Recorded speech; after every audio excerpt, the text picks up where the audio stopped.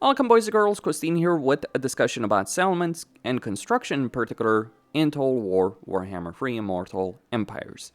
It isn't a great system, especially because there are certain races that don't play by the same rules. Now inherently, some races have faster construction than others. They can get their buildings to a higher tier, or there's lords that can have faster construction. For races, you have Dark Elves and Chaos Dwarves who can construct things instantly using slaves or laborers. You have races that don't really care too much about construction times because they're beastmen, for instance. But then you have races like the Empire, or for instance, the High Elves, which do have normal construction times, or relatively normal construction times, but they do have a way of breaking the system. I do think the way settlements work in Warhammer 3, and the way settlements have worked for a long time in Total War, ever since Medieval 2 actually, with these limited build slots, hasn't been especially great, because it limits unit variety, it limits the number of heroes you can have, the types of heroes you can have, the types of units. You're always going to be in a situation where you're always going to want to maximize growth, you're going to want to maximize your economy, and then you're going to worry about unit recruitment. Or you'll focus a couple of provinces on unit recruitment, hero recruitment, everything else is going to be on economy. Makes it pretty boring, I'm not going to lie on that. Pharaoh and Troy did improve this with a diversified economy, especially Troy. But what I want to talk about here is how there is a severe imbalance in campaigns, and there's also ways you can abuse certain traits for certain races to get ahead. Again, getting ahead is about variety, it's about economy, it is about growth, because the faster you can get this element to tier 2, for instance, or tier 3 or tier 4, the faster you can grow everything, pretty much. So, we have the noble trait for the Empire. This is a perfect example of how things can be ridiculously broken in the game. So what does the noble trait do? It reduces construction time by minus 25% for all buildings in a region. It's not province, it's region. It also increases income from buildings by 10%. This is a randomized trait, so you won't always get it. And it can be pretty frustrating to try and get a lord or a hero. Keep in mind for the Empire it's also a hero trait, that it can be annoying getting access to it because the traits are randomized. So in this case I got Titana General of the Empire. Now there's a couple of issues with this. Even if we ignore some of the more broken aspects of this trait, it kind of makes all other traits rather pointless. Or most other traits, because you look at a trait like aggressive or tactician, they're not going to compare with 25% construction time. You look at something like strategist, monster tracker. I mean, even with monster tracker versus strategist, monster tracker is just a better trait in that respect. Or you look at extra padding, 10% missile resistance when you're playing an Empire campaign and you are looking at a master engineer, you might not be dealing with a lot of range units, versus being able to construct things faster. Tough is a different discussion, but there's a bunch of traits in the game that are completely useless, and then there's traits that are absurdly broken. And there's not so much balance on the subject. And I think that there should be balance. I think that what Creative Assembly should do is do a pass on all the traits for all the races and try and improve things. Don't give us a situation where we're just going for the randomization to try and get the one trait we want, or the two traits we want, because it is pretty annoying. And that's kind of the important thing here. It's not about something being powerful or weak. It's about having that power, but it being annoying, not challenging in any way, shape, or form, being annoying to unlock. And also, it's how it's ripe for abuse, because you can always use the load save character system to get yourself a bunch of lords with a noble trait.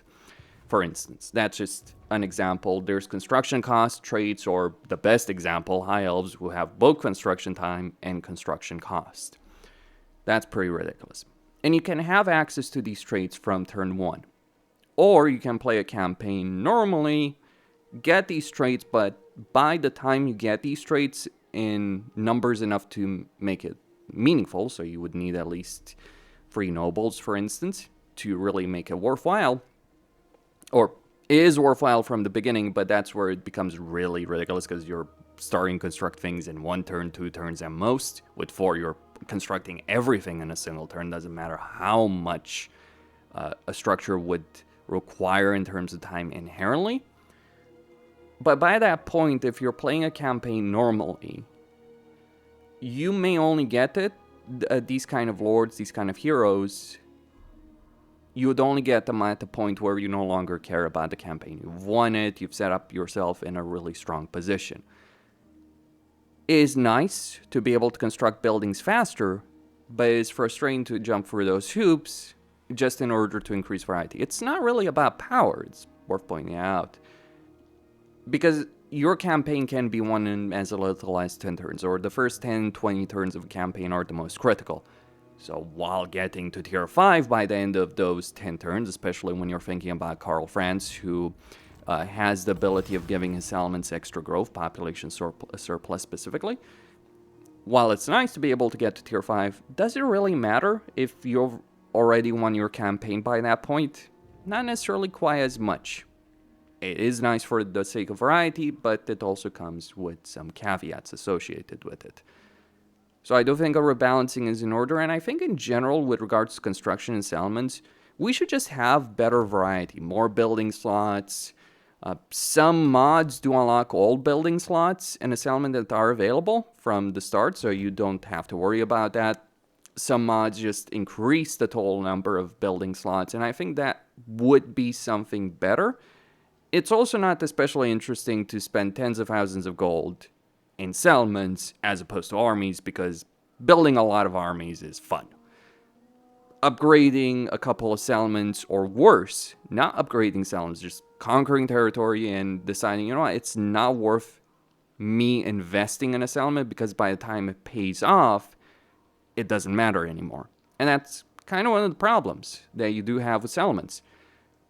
That you do have a lot of things to spend money on, but the payoff of those things is so long-term that it doesn't matter by the time you get there.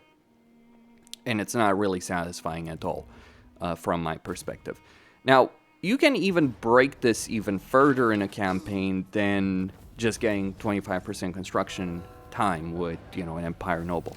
Every race can get access to a trait, or an earned trait, by being in a region where a structure is finishing completion. It takes 6 structures, so you need to have a structure completing 6 times, or for the lord to be in a region, or in regions where construction is finished 6 times in order to get the Master Mason trait, or the first version of it.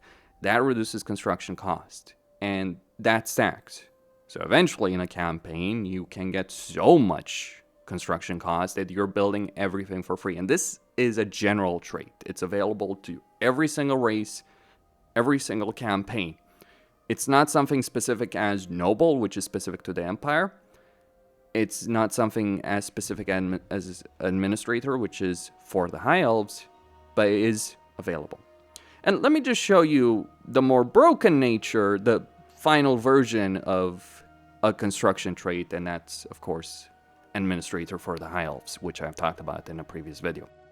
So for the High Elves, with your lords, you have access, with Archmage lords, which are a DLC choice, you have access to the Administrator trait. Now, the way this works is, I imagine Creative Assembly had this perspective that people would gain influence over time in their campaigns, and then they would want to spend that influence on some really powerful lords.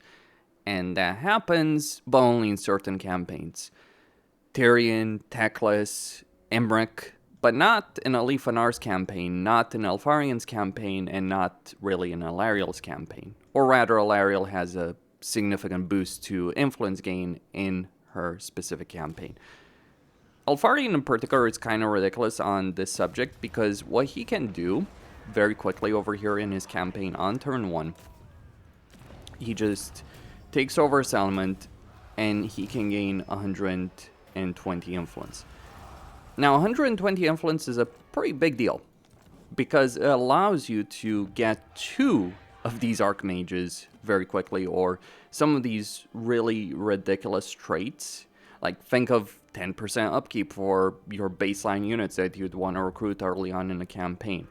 But with these traits, you're not just getting instant construction or making construction faster, you're also getting eventually free construction. Now sure, it's only 2 of them early on, but you will eventually get as many archmages with this trait as you want. It's still randomized, so not all schools of magic would have it, and you may not even have it at all in a campaign when you begin it, which further creates an annoyance, but it is available. So here's my view. As I stated, we want better unit variety in campaigns. Constructing things faster gives us that better variety of heroes, lords, you name it.